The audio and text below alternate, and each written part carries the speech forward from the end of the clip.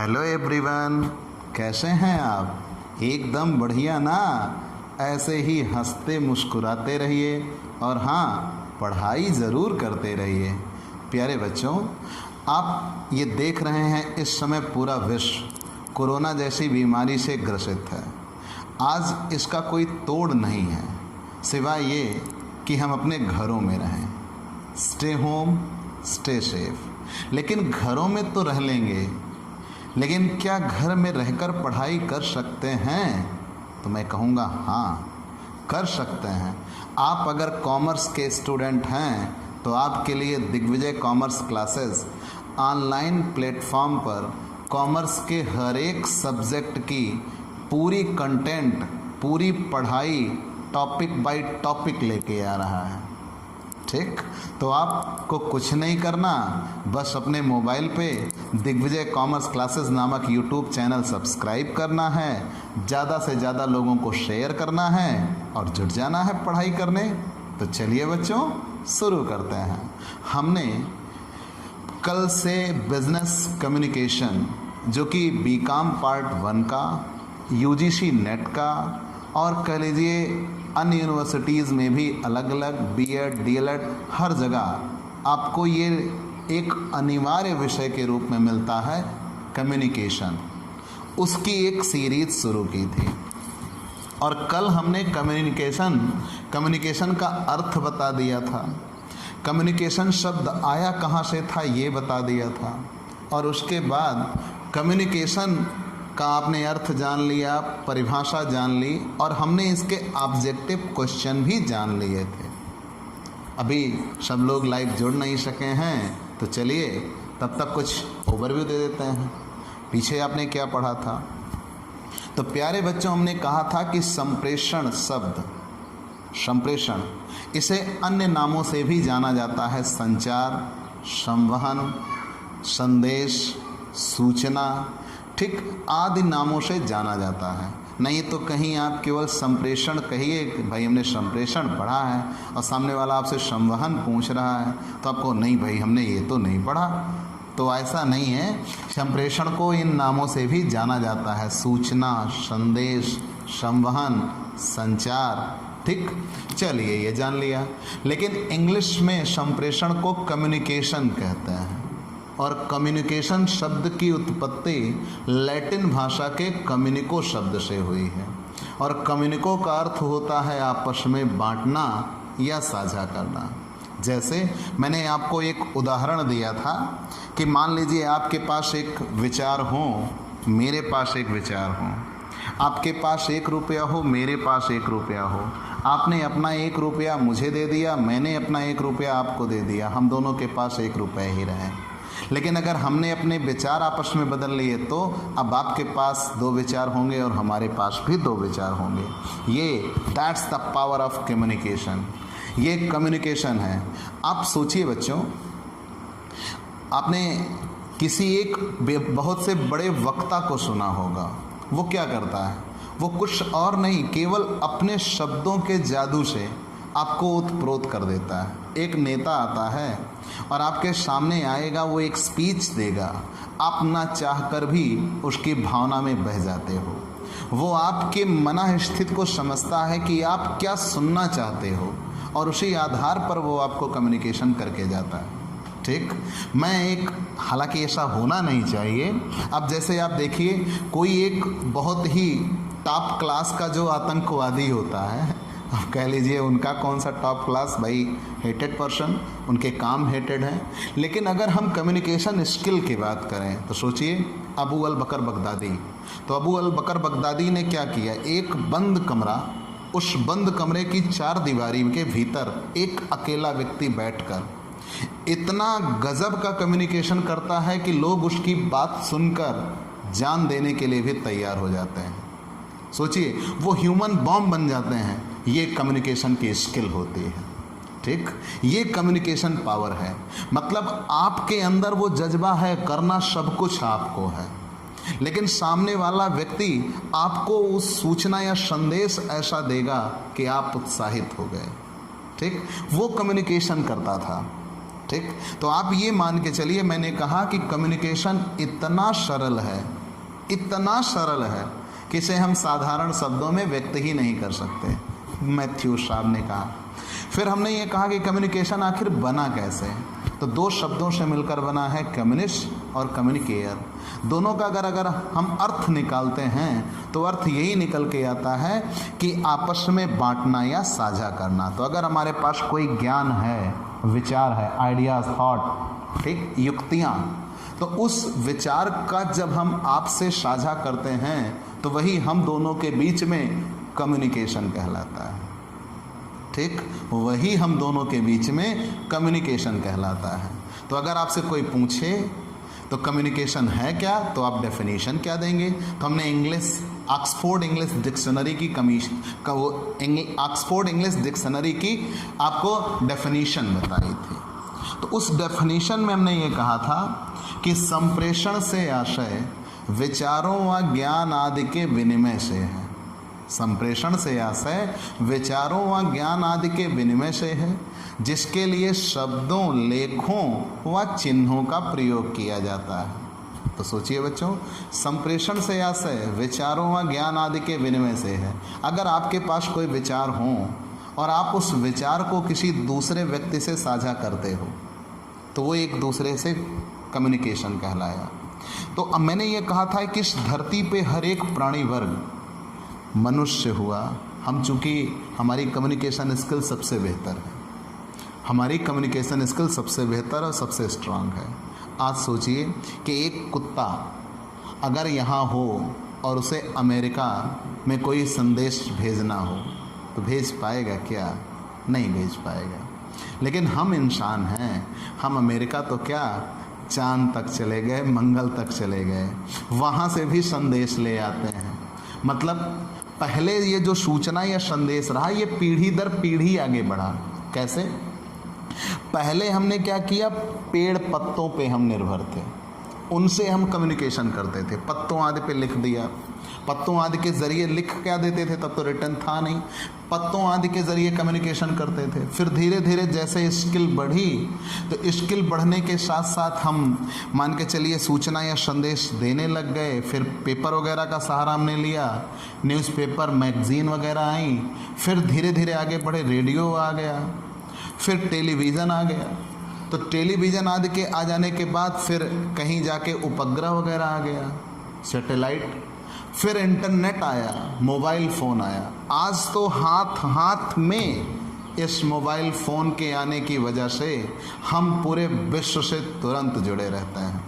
कोई भी सूचना या संदेश चाहा, जैसे आज की लेटेस्ट अपडेट क्या है? लेटेस्ट अपडेट यह है कि माली एक देश है और माली देश की जो सेना है, उस सेना ने वहाँ विद्रोह कर दिया। जैसे इंडिया की आर्मी है, आर्मी विद्रोह कर दे, जैसे पाकिस्तान में कभी हुआ था। परवेज़ मुशर्रफ साहब वहाँ के जनरल हुआ करते थे, तो उन्होंने देश की सत्ता अपने हाथ में ले ली थी और वो राष्ट्रपति बन बैठे। ठीक, जैसे अभी यहाँ पे मुकुंद नरवणे जी हैं, ठीक, MN नरवणे।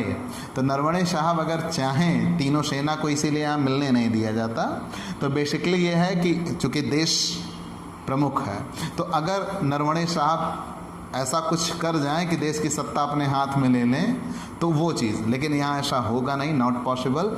तो माली देश की जो सेना है, उस सेना ने वहाँ के राष्ट्रपति को बंदूक की नोक पर बंदी बना लिया।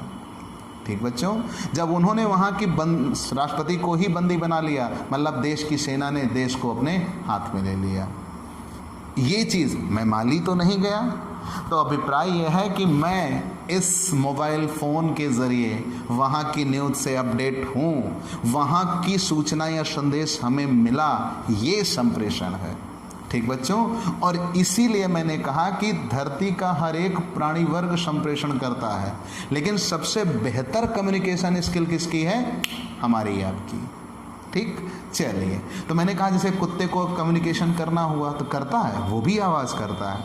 आप देखते होंगे उनके द्वारा एक विशेष प्रकार की आवाज़ निकालकर इकट्ठा किया जाता है, वो बारिंग करते हैं। तो कहने का मतलब ये है कि वो कहीं ना कहीं से एक आवाज़ जनरेट करते हैं और उस आवाज़ की वजह से उनके ग्रुप के अन्य मेंबर इकट्ठा हो जाते हैं। ऐसे ही सारे प्राणी वर्ग द्वारा कम्युनिकेशन किया जाता है, लेकिन इंसान के द्वारा सर्वश्रेष्ठ कम्युनिकेशन होगा, क्योंकि वो उस कह लीजिए कि डेवलप्ड प्राणियों में आता है कि जिनकी कम्युनिकेशन स्किल सबसे बेहतर है और सबसे तेज़ भी है।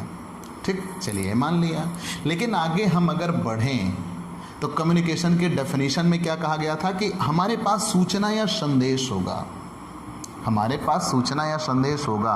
जैसे मेरे पास अभी सूचना आ रही है कि एग्ज़ाम होगा, एग्ज़ाम होगा, तो एग्ज़ाम होगा ये सूचना या संदेश। अब मैं इसे सामने वाले तक पहुंचाऊं, तो मैंने किसी एक व्यक्ति से कहा भाई एग्ज़ाम होगा, उसने अगले से कहा, उसने अगले से कहा, तो ये एक चेन के रूप में आगे बढ़ता गया। तो कहने का मतलब ये है कि जब आपके पास कोई सूचना या संदेश हो, उस सूचना या संदेश को आप सामने वाले व्यक्ति को बताइए, वही संप्रेषण कहलाता है। या आपके पास कोई विचार हो, अपने विचार को सामने वाले से साझा करिए, वो संप्रेषण कहलाता है। ठीक बच्चों, लेकिन कैसे करेंगे? हमने ठान तो लिया कि हम अपने विचार साझा करेंगे, लेकिन हम अपने विचार सामने वाले से साझा करेंगे कैसे? उसके लिए हम शब्दों का इस्तेमाल करते हैं, वर्ड पावर। अच्छे अच्छे शब्दों का चयन करेंगे, ठीक, या लिख के करेंगे। अगर हमने पत्र दिया, लेटर, हाँ जी वही लेटर जो आप देते आए हैं। मान लीजिए आपको कहीं कोई सूचना या संदेश भेजना हुआ तो आप उसके लिए लेटर भेजते हो। नहीं, ज़्यादा नहीं सोचिए, ठीक, लेटर। तो लेटर का अभिप्राय यह है कि आप किसी भी सूचना या संदेश को अगर बोल के करते हो तो वहाँ वर्ड पावर होती है, आप बोल रहे होते हैं, सामने वाला सुन रहा होता है। लेकिन कोई सूचना या संदेश लिख के भी किया जा सकता है। तो अगर सूचना या संदेश लिख के किया जाए तो वो क्या होगा? उसके लिए लेखों का इस्तेमाल होगा। जैसे आप रक्षाबंधन के लिए सुनते हो कि रानी कर्णवती ने भेजा था हुमायूं के पास, तो वो चीज़ें। तो कहने का मतलब ये है कि वो रिटन था, रिटन कम्युनिकेशन। मतलब ये कि जो सूचना या संदेश उनके पास थी कि हमारे राज्य के ऊपर आक्रमण होने वाला है, अब भाई आप हो, आप हमारी मदद करिए, तो उन्होंने वो सूचना या संदेश लिख के भेजा था। जब वो सूचना या संदेश लिख के भेजा तो लिखित हो गया। वो भाव भंगिमा स्वरूप भी हो सकता है, जैसे गेस्चरल, अगर हम करते हैं तो सामने वाला समझ जाता है चुप रहने के लिए कह रहा है। आजकल हम ऐसे उंगली, अंगूठा और तर्जनी मिला के ओके का सिंबल बनाते हैं, ऑल करेक्ट, थम्स अप, ठीक भैया। पहले तो हमने इसे कुछ और पढ़ा था, अब आज ये थम्स अप हो चुका है, लाइक कर रहे हैं। तो कहने का मतलब ये है कि हम सिंबल से जान जाते हैं। तो सूचना या संदेश लिखित, मौखिक और भाव भंगिमा स्वरूप भी हो सकता है। चलिए ये जान लिया। हम कीथ डेविस की परिभाषा को और तोड़ते हैं। तो कीथ डेविस की परिभाषा में ये कहा गया था कि सूचना या संदेश, ध्यान देना बच्चों, कीथ डेविस की परिभाषा में ये कहा गया था कि संप्रेषण एक प्रक्रिया है। Communication is a process. Keith Davis ने कहा था कि संप्रेषण एक प्रक्रिया है जो एक व्यक्ति से दूसरे व्यक्ति तक सूचना या समझ विकसित करता है, या विकसित करने की प्रक्रिया है, या समझाने की प्रक्रिया है, आप कुछ भी कह सकते हो। तो उसका कीथ डेविस की परिभाषा को अगर हम तोड़ते हैं तो उसका निष्कर्ष ये निकलता है कि संप्रेषण एक प्रक्रिया है जो एक व्यक्ति से दूसरे व्यक्ति की ओर जाती है, या एक व्यक्ति दूसरे व्यक्ति से करता है, ऐसा आप कह सकते हो। लेकिन लगा प्यारे बच्चों, इन्होंने कहा कि संप्रेषण एक प्रक्रिया है, तो कैसे? मैं आपको एलिमेंट्स ऑफ कम्युनिकेशन समझाना चाहूँगा, फिर हम विशेषता पे आएंगे। एलिमेंट्स ऑफ कम्युनिकेशन, आपने ये जान लिया कि संप्रेषण एक प्रक्रिया है। अब कहो तो पहले विशेषता पढ़ा देते हैं। संप्रेषण एक प्रक्रिया है, तो वो प्रक्रिया कैसे होगी पहले आप जान लीजिए कि यहाँ एक कम्युनिकेटर होता है, यहाँ एक कम्युनिकेटर होता है, ठीक, सूचना या संदेश करने वाला कम्युनिकेटर। फिर कम्युनिकेटर के बाद वो किसी सूचना या संदेश का चयन करता है, मैसेज, सूचना या संदेश का चयन करता है। वो सूचना या संदेश को किसी माध्यम से दूसरे व्यक्ति के लिए भेजता है, मीडियम, और जब वो सूचना या संदेश, ये एक एक्स्ट्रा चीज़ मैं जोड़ रहा हूँ, इनकोडिंग करता है। ये बुक में नहीं है बच्चों, वो इनकोडिंग करता है, बुक में नहीं है। सबसे पहले सूचना या संदेश देने वाला होता है, फिर सूचना या संदेश होगा, फिर वो किसी एक माध्यम का चयन करेगा जिसके जरिए वो सूचना या संदेश दूसरे व्यक्ति तक पहुंचाएगा। जैसे मैंने किसका चयन किया, यूट्यूब का। मैं यूट्यूब के जरिए आपसे जुड़ रहा हूँ, ठीक। तो यूट्यूब हमारे लिए क्या हो गया, माध्यम हो गया, ठीक। तो सूचना या संदेश को वो इनकोड करता है। इनकोड करने का मतलब क्या होता है कि वो सूचना या संदेश को छोटा करता है, ठीक, छिपाता है। इनकोड करने के बाद वो सूचना या संदेश फिर कम्युनिकेटी तक पहुंचता है। कम्युनिकेटी, सूचना या संदेश पाने वाला, ठीक। सूचना या संदेश पाने वाला मतलब ग्राही। तो जब सूचना या संदेश पाने वाला होगा, तुरंत वो इसको डिकोड करेगा। जो उसको सूचना या संदेश मिलेगा उसको डिकोड करेगा, डिकोडिंग। फिर वो फीडबैक देगा, प्रतिपुष्टि, तब जाके कहीं सूचना या संदेश पूरा होगा, ठीक। यही संप्रेषण प्रक्रिया होती है, कम्युनिकेशन प्रोसेस होता है, ठीक। तो कीथ डेविस ने इसे ही कम्युनिकेशन प्रोसेस कहा है।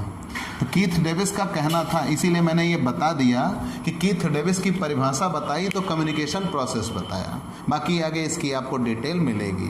तो लेकिन आपसे अगर कहीं पूछा जाए कि एलिमेंट्स ऑफ कम्युनिकेशन क्या होते हैं, तो एलिमेंट्स तो मैंने बच्चों 7 लिखे हैं, 1 2 3 4 5 6 7। और ऐसा भी पूछा जा सकता है कि इनका सीक्वेंस बताइए, ऑर्डर में आप इन्हें निर्धारित करिए। तो जब ऑर्डर में निर्धारित करने के लिए कहा जाए तो 1 2 3 4 5 6 7, यहाँ से आप नंबरिंग कर सकते हैं कि मतलब ये पहला होता है, ये दूसरा होता है, ये तीसरा है, ये चौथा है, ये 5वां है और ये 6वां या 7वां, ठीक बच्चों। ऐसा भी पूछ सकते हैं कि 3rd कौन सा है, 4th कौन सा है, 7th कौन सा है, ये आप पूछ सकते हैं। लेकिन यहाँ आपकी बुक में ये इनकोडिंग नहीं दिया, ये डिकोडिंग नहीं दिया, तो केवल कितने दिए गए हैं, 5। तो उस जगह पे आप ऐसा बना सकते हो, 1 2 3 4 5, ठीक। अब आते हैं आगे कि कौन, अब ये एक चीज़ जानिए कि जब एक व्यक्ति कोई सूचना या संदेश दूसरे व्यक्ति तक भेजता है, तो जिस व्यक्ति के द्वारा सूचना या संदेश भेजा जा रहा है उसे प्रेषक कहते हैं, कम्युनिकेटर कहते हैं। जैसे यहाँ मैं क्या हूँ, कम्युनिकेटर हूँ। मेरे द्वारा जो मेरे पास ज्ञान है वो आप तक साझा किया जा रहा है, एक्सचेंज ऑफ नॉलेज। तो मैं अपनी जानकारी आपसे शेयर कर रहा हूँ। जब मैं अपनी जानकारी आपसे शेयर कर रहा हूँ तो वही हम दोनों के बीच में संप्रेषण बन रहा है, ठीक बच्चों। तो इस जगह पे मेरा रोल क्या है, सूचना या संदेश देने का, और आपका रोल क्या है, सूचना या संदेश पाने का। तो जब मैं आपको सूचना या संदेश दे रहा हूं तो मैं हुआ प्रेषक, कम्युनिकेटर, और आप सूचना या संदेश पा रहे हो तो आप हुए कम्युनिकेटी। और मेरे द्वारा आपको जो पढ़ाया जा रहा है, जो बताया जा रहा है, जो सूचना दी जा रही है वो हुआ संदेश, ठीक बच्चों। और जिसके जरिए सूचना या संदेश दिया जा रहा है, ध्यान देना एक बात, मैंने कहा कि जिस व्यक्ति के द्वारा सूचना या संदेश दिया जाता है उसे प्रेषक कहते हैं, कम्युनिकेटर कहते हैं, ठीक। कम्युनिकेटर जो कुछ अपने विचार को साझा कर रहा होगा, अपनी जानकारी बता रहा होगा, वही जानकारी विचार संदेश कहलाता है। और जब वो सूचना या संदेश देता है तो किसी माध्यम का चयन करता है। जैसे मैंने यहाँ 3 माध्यम चुने हैं, 3 चीज़ें चुनी है। मैं सूचना या संदेश बोल के दे रहा हूँ, मैं सूचना या संदेश बोर्ड पे लिख के भी दे रहा हूँ, और मैंने माध्यम सबसे बड़ा क्या चुना है, यूट्यूब का। मैं आपके पास सूचना या संदेश किसके जरिए पहुंचा रहा हूं, यूट्यूब चैनल पर दे रहा हूं, दिग्विजय कॉमर्स क्लासेस चैनल पर दे रहा हूं। आपको ये सब्सक्राइब करना है। अगर आप हमारे चैनल पर नए हैं तो ज़रूर सब्सक्राइब करिए, और अगर आपको ये वीडियो पसंद आ रहा है तो लाइक करिए, ठीक। फिर उसके बाद जब आपको ये माध्यम मिल जाते हैं, जैसे आजकल सूचना या संदेश देने का सबसे बेहतरीन माध्यम क्या है, मोबाइल फ़ोन। और मोबाइल फ़ोन में कोई सूचना भेजनी हुई तो सामने वाले तक भेज दिया, बात कर लिया। आजकल तो ग्रुप चैट भी होते हैं, किसी एक ग्रुप में भेज दिया तो सारी सूचनाएं बहुत से लोगों को एक साथ मिल जाती हैं, स्टेटस लगा दिया। तो कहने का मतलब यह है कि हम सूचना या संदेश के विभिन्न स्वरूप पकड़ते हुए चले जा रहे हैं। ठीक बच्चों, वो माध्यम होते हैं। पहले माध्यम क्या होते थे? टीवी, रेडियो भी हुआ करता था। तो इसमें क्या होता था? पहले सूचना या संदेश बहुत छोटा होता था, सीमित तंत्र था। सीमित तंत्र का मतलब क्या था कि एक एरिया विशेष में ही सूचना या संदेश हो पाती थी। फिर उसका स्वरूप थोड़ा थोड़ा बढ़ा कि एक सूचना या संदेश एक स्थान से दूसरे स्थान तक पहुंचने लगी, तो वहाँ के लिए लेटर आदि का इस्तेमाल होने लगा। फिर उसके बाद सूचना या संदेश एक स्थान से दूसरे स्थान तक जब पहुँची, फिर एक स्वरूप विकसित किया गया, ज़्यादातर तीव्रता से सूचना या संदेश पहुँचे, तो हम धीरे धीरे उस एरा में पहुँचते चले गए।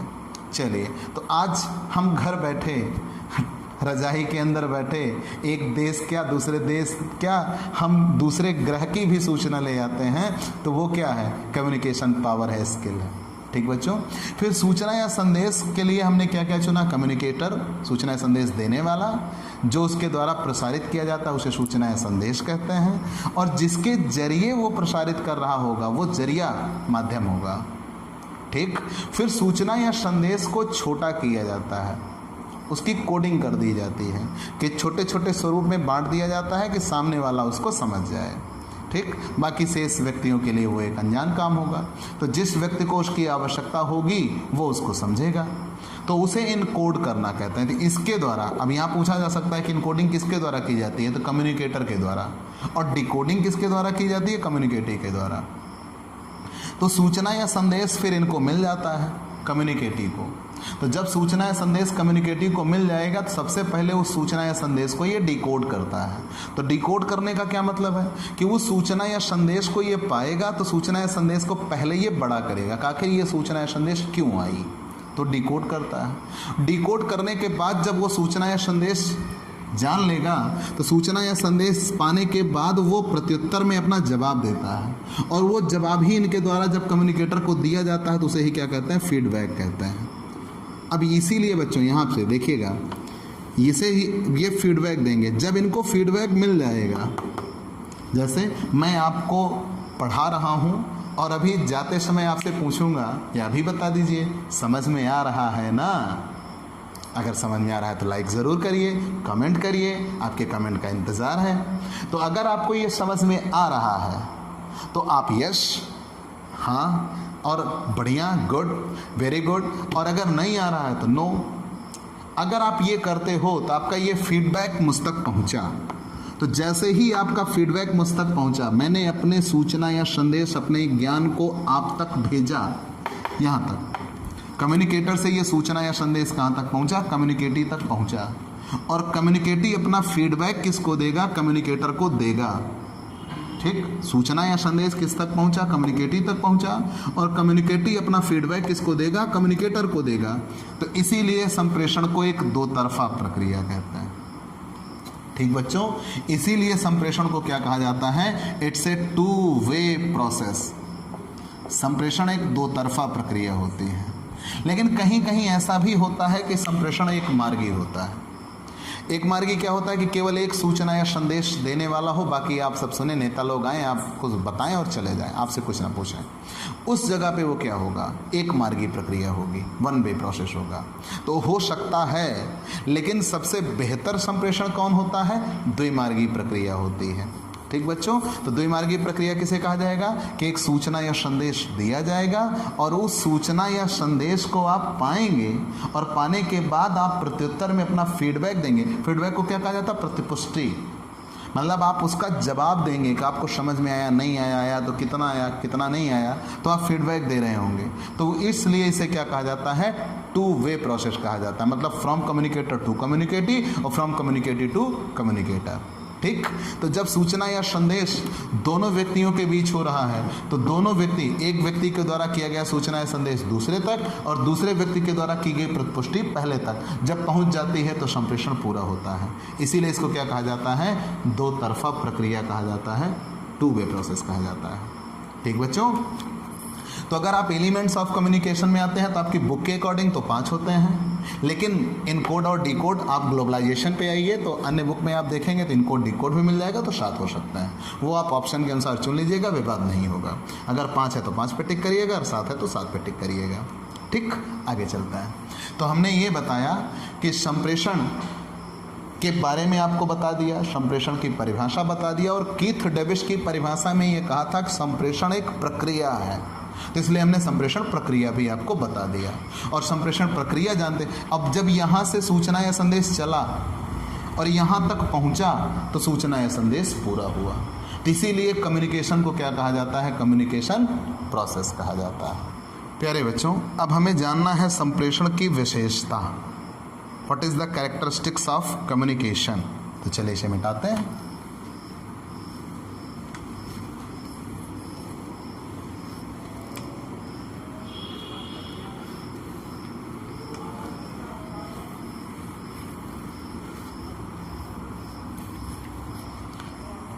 संप्रेषण की विशेषता, संप्रेषण की विशेषता,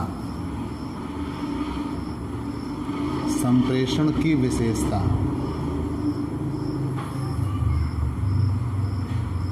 संप्रेषण की विशेषता, कैरेक्टरिस्टिक्स ऑफ कम्युनिकेशन।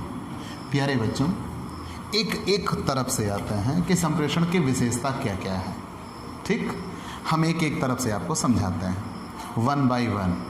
चलिए, तो सबसे पहली विशेषता पे आते हैं। जितनी आज की क्लास में हो पाएगा, जितना आप याद रख सकते हैं, उतना हम आपको बताएंगे। ठीक बच्चों, पहले आते हैं, संप्रेषण में कम से कम 2 व्यक्ति होते हैं। संप्रेषण में कम से कम 2 व्यक्ति होते हैं। कम से कम 2 व्यक्ति होते हैं।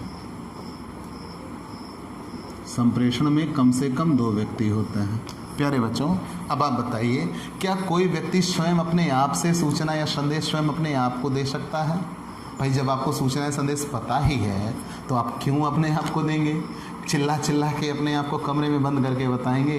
नहीं। तो कहने का मतलब यह है कि सूचना या संदेश जब आप दे रहे होंगे तो आपके सामने कोई एक व्यक्ति होगा, या आप किसी एक व्यक्ति तक पहुंचेंगे, तभी आप उसको सूचना या संदेश देंगे।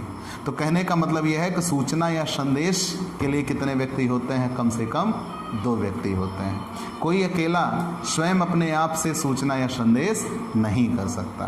तो अगर आप कम्युनिकेशन पढ़ रहे हैं तो कम्युनिकेशन में कम से कम 2 व्यक्तियों का होना नितांत आवश्यक है। ठीक, मिनिमम कहा गया है। अब अगर आपसे ये पूछा जाए, ऑप्शन है, ऑब्जेक्टिव पढ़ना है कि संप्रेषण में न्यूनतम कितने व्यक्ति होने चाहिए, मतलब कम से कम कितने व्यक्ति होने चाहिए, तुरंत आप जवाब देंगे 2। लेकिन यही क्वेश्चन एक बदल जाता है कि संप्रेषण में अधिकतम कितने व्यक्ति हो सकते हैं। तो मैक्सिमम की कोई लिमिट नहीं है, कितने भी, चाहे जितने आप कहें उतने हो सकते हैं। ठीक, संप्रेषण में व्यक्तियों की कोई लिमिट नहीं है, आप जितने चाहिए उतने व्यक्ति हो सकते हैं, लेकिन मिनिमम की लिमिट है। न्यूनतम कितने व्यक्ति होंगे? 2। तो पहली विशेषता आपने क्या जानी? संप्रेषण में कम से कम कितने व्यक्ति होते हैं? 2 व्यक्ति होते हैं। ठीक, कोई व्यक्ति चाहे तो अकेला अपने आप से संप्रेषण नहीं कर सकता। आगे बढ़ जाते हैं। दूसरा, इसमें संदेश अत्यंत आवश्यक है। संदेश अत्यंत आवश्यक है। संदेश अत्यंत आवश्यक है। अब आप बताइए बच्चों, मैंने अभी कहा था कि कोई भी सूचना या संदेश एक व्यक्ति से दूसरे व्यक्ति की ओर भेजा जाता है। जब सूचना या संदेश एक व्यक्ति से दूसरे व्यक्ति की ओर भेजा जाता है तो उसे ही संप्रेषण कहते हैं। तो जब सूचना या संदेश एक व्यक्ति से दूसरे व्यक्ति की ओर भेजा जाएगा तभी तो संप्रेषण होगा। तो अगर सूचना या संदेश है ही नहीं तो आप भेजेंगे क्या? और अगर आप भेजेंगे नहीं तो संप्रेषण होगा क्या? नहीं होगा। तो कहने का मतलब यह है कि इसमें सूचना या संदेश का होना अत्यंत आवश्यक है, और यही सूचना या संदेश ही तो इसका क्या होता है? आधार होता है, विषय वस्तु होती है। ठीक, कंटेंट होगा। आगे बढ़ गए। संप्रेषण, संप्रेषण सबसे इंपॉर्टेंट टॉपिक पे हैं बच्चों। लिखित, रिटन जिसे कहते हो, मौखिक, या भाव भंगिमा स्वरूप हो सकता है। गेस्चरल, अब ये कैसे भाव भंगिमा स्वरूप हो सकता है? तो कोई भी सूचना या संदेश अगर लिख के किया जाए, जैसे मैं आपको सूचना या संदेश दे रहा हूँ तो मैक्सिमम मैंने 2 तरीकों का इस्तेमाल किया है यहाँ पे। तो सूचना या संदेश अगर मैं बोर्ड पे आपको लिख के पढ़ा रहा हूँ तो ये लिखित है। तो सूचना या संदेश लिखित भी हो सकता है, सूचना या संदेश मौखिक भी हो सकता है। ओरल का मतलब क्या होता है कि सामने मैं आपके हूँ, आप मेरे सामने हैं। ये संप्रेषण का सबसे धीमा स्वरूप तो होता है लेकिन सबसे इफेक्टिव होता है। ठीक, कारण यह है कि इसमें सामने वाले का आपको हाव भाव भी दिख रहा होता है और आपको फीडबैक तुरंत मिल रहा होता है। लेकिन ये सब जब हम मौखिक संप्रेषण पढ़ाएंगे तब बताएंगे। तो आप ये जानिए कि सूचना या संदेश लिखित भी होगा, अगर लिख के सूचना या संदेश दिया जाए, जैसे लेटर में। सूचना या संदेश बोल कर दिया जाए तो मौखिक होगा। सूचना या संदेश हाव भाव से भी दिया जाता है। जब सूचना या संदेश हाव भाव से दिया जाए, गेस्चरल, उसे भाव भंगिमा कहते हैं। जे फास्ट ने कहा है कि घबराहट या परेशानी में हम नाक रगड़ते हैं, हाथ मलते हैं, स्वयं को संरक्षित करने के लिए मुक्का बांधते हैं, ठीक, और संबंध बताने के लिए आंख मारते हैं या पलक झपकाना। लिखा हुआ है किताब में, स्टेटमेंट लिखा हुआ है जे फास्ट का। ये गेस्चरल में आते हैं, भाव भंगिमा में आते हैं। हम जैसे भी कहा था ना कि उंगली, अंगूठा और तर्जनी मिला के ओके बना दिया, ऐसे शब्द का इस्तेमाल कर दिया, तो ये सब किस में आते हैं? गेस्चरल में आते हैं। तो संप्रेषण लिखित भी हो सकता है, मौखिक भी हो सकता है और भाव भंगिमा स्वरूप भी हो सकता है। आगे, संप्रेषण औपचारिक और अनौपचारिक हो सकता है। संप्रेषण औपचारिक अनौपचारिक दोनों हो सकता है। तो ध्यान देना बच्चों, ये औपचारिक अनौपचारिक क्या है? ये निगमित संप्रेषण के लिए कहा जाता है। आगे पूरा एक लेसन मिलेगा, लेकिन आप यहाँ थोड़ा सा जान लीजिए। कोई भी सूचना या संदेश अगर एक नेटवर्क बनाया गया है, उसी नेटवर्क में रहकर किया जाए, कोई भी सूचना या संदेश एक नेटवर्क बनाया गया है, अगर उसी नेटवर्क में रहकर किया जाए तो उसे औपचारिक संप्रेषण कहते हैं, फॉर्मल कम्युनिकेशन। तो अगर कोई भी सूचना या संदेश उस नेटवर्क के बाहर जाके किया जाए, तो कोई भी सूचना या संदेश मतलब कोई भी व्यक्ति किसी से कोई सूचना या संदेश कर सकता है। तो जब कोई व्यक्ति किसी सूचना या संदेश को एक व्यक्ति दूसरे से दूसरा, तीसरे से तीसरा, चौथे से कर सकता है, किसी के पास कोई भी जा सकता है, कहीं कोई रोक टोक नहीं होगी। लेकिन अगर एक चेन बनाया गया होगा कि बोर्ड ऑफ डायरेक्टर डायरेक्टर से, बोर्ड ऑफ डायरेक्टर डायरेक्टर से, डायरेक्टर मैनेजर से, मैनेजर सुपरवाइजर से, सुपरवाइजर वर्कर से, तो अब इस चेन में रहकर ही कम्युनिकेशन किया जाए तो उसे औपचारिक संप्रेषण कहते हैं। कि जिस नेटवर्क का चयन किया गया है उसी नेटवर्क में रहकर ही सूचना या संदेश किया जाएगा, उस नेटवर्क के बाहर हम नहीं जा सकते। और जब सूचना या संदेश उस नेटवर्क के बाहर भी जाकर किया जाए, मतलब कहीं से कोई सूचना या संदेश किसी दूसरे व्यक्ति से किया जा सके, तो उसे क्या कहा जाएगा? अनौपचारिक कहा जाएगा। र्यूमर होता है, एक अफवाह के रूप में होता है। आगे इनकी आप डिटेल पढ़ेंगे। आप सिर्फ इतना जानिए, सूचना या संदेश जब एक नेटवर्क पे रहकर किया जाए तो उसे औपचारिक कहा जाएगा, और कैसे भी सूचना या संदेश कर सकते हो, किसी से कर सकते हो, तो अनौपचारिक होगा। आगे आते हैं अगली विशेषता, 5वां, आप कह लीजिए संप्रेषण एक दो तरफा प्रक्रिया होगी। It's a 2 way process. संप्रेषण 2 तरफा प्रक्रिया होती है। संप्रेषण 2 तरफा प्रक्रिया है।